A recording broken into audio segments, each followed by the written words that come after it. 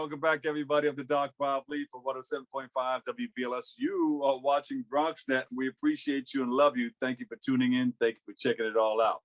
We are joined by an entrepreneur, relationship therapist, and author who comes to us all the way from North Kakalaki. You still say that, North Carolina. And he's going to speak to us about his career, how it began, and to share some tips on maintaining a healthy and happy relationship. Happy wife, happy life. That's what they say. So welcome to the show, Chris Matthews. Chris, welcome. Thank you, Bob. It's a pleasure to be here. So I don't know, with all your activities and all the things that you're doing, you've come up with the work that you're doing with relationships as a relationship therapist. Tell us about it. How did it all start for you? So my story is quite simple. When I was an undergrad, I fell in love. I met my wife. We actually ended up becoming parents a little bit sooner than we expected. So we didn't have that transitional time usually that's given for couples to transition into marriage that was slow. So we end up just figuring out the hard way how to have a healthy relationship. Yeah. So we transitioned from dating pretty quickly, parents, and upon graduation, we moved in, got married. And then at some point when I realized we had made it, I said, you know what? I need to figure out a way to go back and help other couples that are young as well.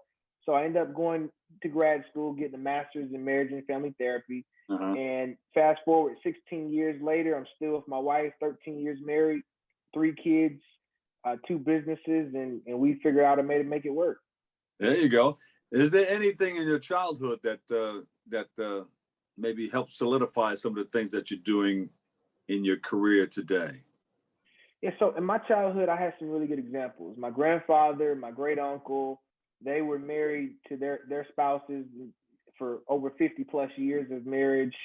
My mother and father were married for 25 years prior to divorcing. So I was able to see and witness faithful men who believed in taking care of their families, taking care of their community and their environment.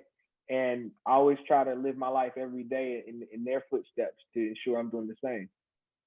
So there you go. Great examples, right? I mean, the years of marriage. So you saw how they raised you and how they, you guys are, how they raised their grandchildren. They're going to be talking about that too. That's real. I mean, generational.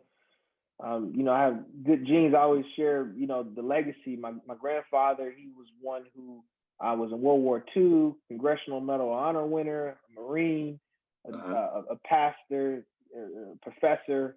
So education was huge in my family, still is to this day.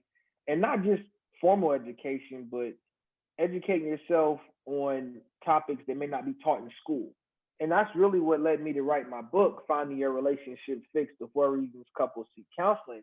Because in school, they don't really give you any classes on how to have a healthy marriage. I always joke about how when you buy a house, you get all these papers. When you buy a car, you sign your life away. You don't even get a pamphlet when you get married. You don't get the manual. You don't get the manual. You can't go to the glove compartment and say, hey, this is this is the manual for this. Right. Exactly. Yeah. Wow. Yeah. So you have it though. Hold that book up again. Yeah. Finding Your Relationship Fixed.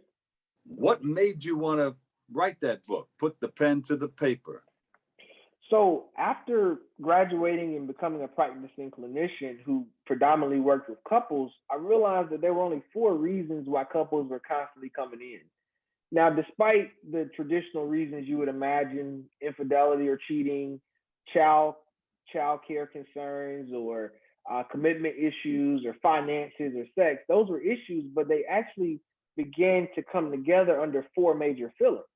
And those 4 major feelings were when partners did not feel safe, heard, understood, or cared for. So after looking at some research articles and just thousands of hours of doing the work, I was able to compartmentalize all these reasons into 4 feelings.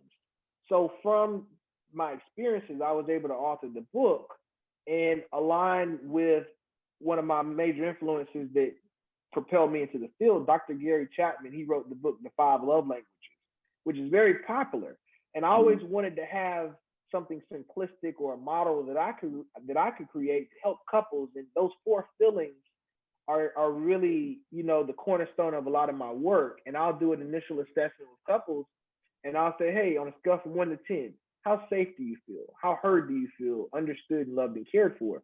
And that's how I initiate the therapeutic process, and we unravel the issues based on those 4 feelings. So you got to be a good provider. That's one of those 4. Definitely. And provider, that goes under safety, right? Yeah. So anytime you mention a specific issue, I can categorize it under a feeling. If you don't provide beyond just monetary, you have to provide love, support, you have to provide a household, you have to provide patience. So providing is going to be connected to security and safety. I write about in my book how it's a joke, but it's actually true. As I was able to provide more, my partner was able to desire to meet my needs more, and she felt more safe to do so. Yeah. And you have to be understanding. You have to be right there and look them in the eye and say, and give them that time, Mm-hmm.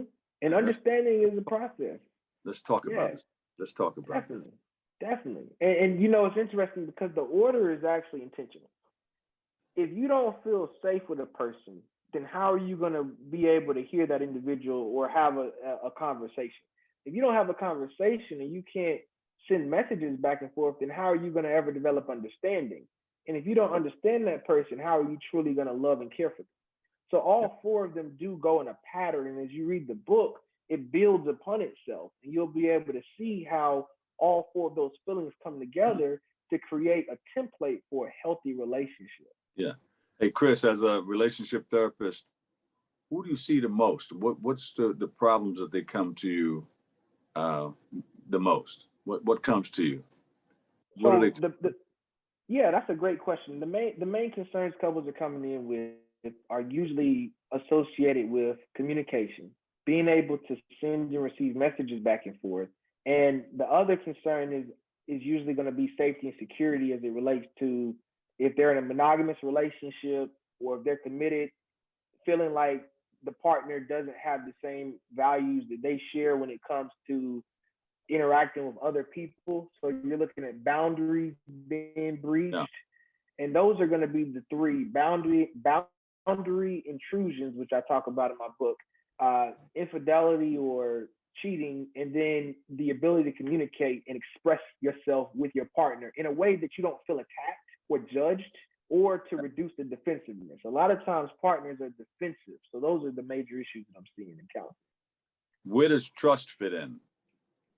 Trust fits in essentially across all of them. And I'll say that in the sense of if I don't feel safe or if a partner doesn't feel comfortable with you, then how are they going to trust you? And trust also plays in with action. If you're demonstrating the same action over and over and over, and you know that action hurts your partner, then you're gonna leave that relationship or that exchange not trusting that person. So trust really aligns with the process of doing the right actions consistently. And I use the example in the book about how trust is like a bank account.